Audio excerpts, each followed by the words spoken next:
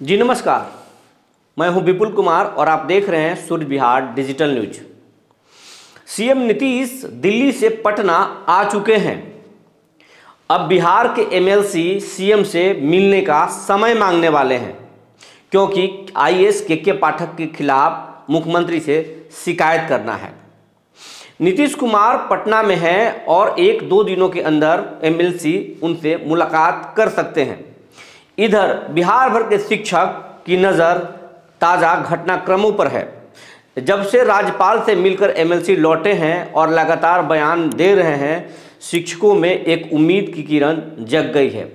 उनको लग रहा है कि के पाठक से उनका छुटकारा मिल जाएगा।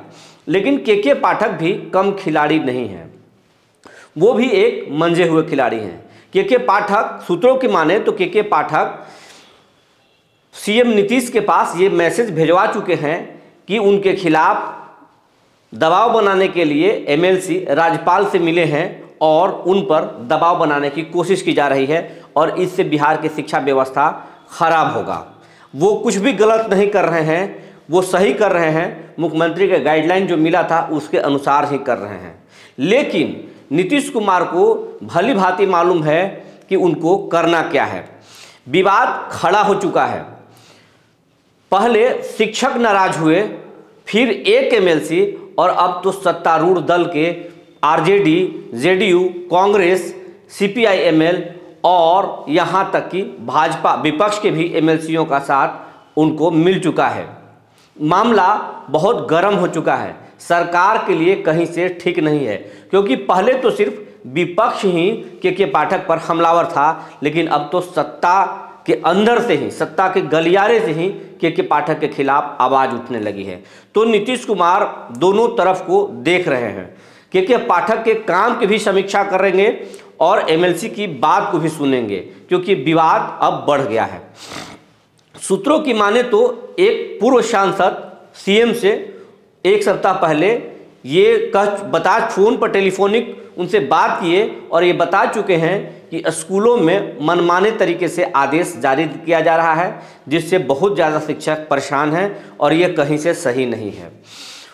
पूर्व सांसद ने सीएम को फ़ोन पर बताया कि स्कूल की जो टाइम टेबल है सुबह 9 बजे से शाम 5 बजे तक, ये कहीं से सही नहीं है। ग्रामीण भी शिकायत कर रहे हैं, वो अपने बच्चों को शाम तक नहीं पढ़ाना चाहते हैं। शिक्षक भी परेशान हैं, घटनाएं घट सकती हैं, चोरी डकैती हो सकता है, ये कहीं से सही नहीं है। मुख्यमंत्री इस पर गंभीर भी हुए और पूर्व सांसद को ये आश्वासन भी दे चुके थे कि इसको हम जल्द ठीक करेंगे।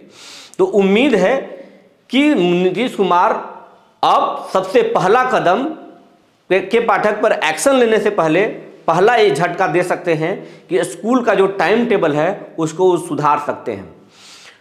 हो सकता है 2 दिनों के अंदर या 3 दिनों के अंदर स्कूल का जो टाइम टेबल है वो फिर से ठीक कर दिया जाएगा।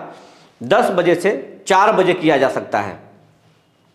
इसके अलावे आईएएस के पाठक पर भी नीतीश कुमार फैसला लेंगे। हालांकि उनको 1 माह का मोहलत सीएम दिए थे कि आप अपना काम ठीक कीजिए।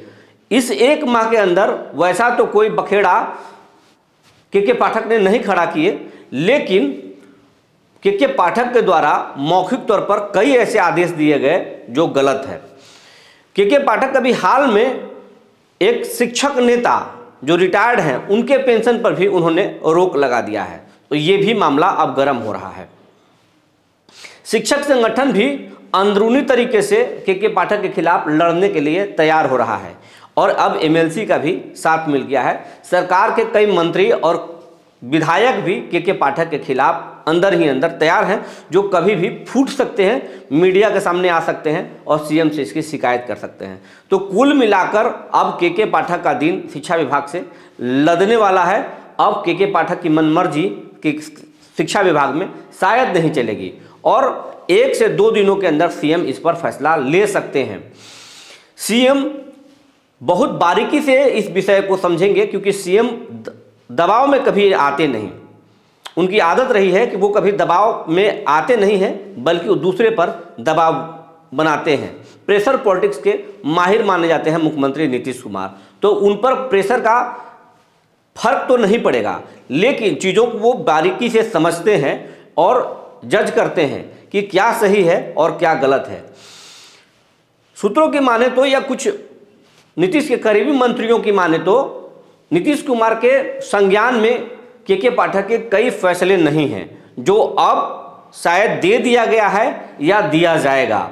इसके बाद नीतीश कुमार उन पर एक्शन लेंगे और एक्शन 1 सप्ताह के अंदर संभव है के पाठक का पर कोई न कोई बड़ा फैसला आ सकता है। के पाठक को झटका लग सकता है और शिक्षकों को खुशखबरी मिल सकती है।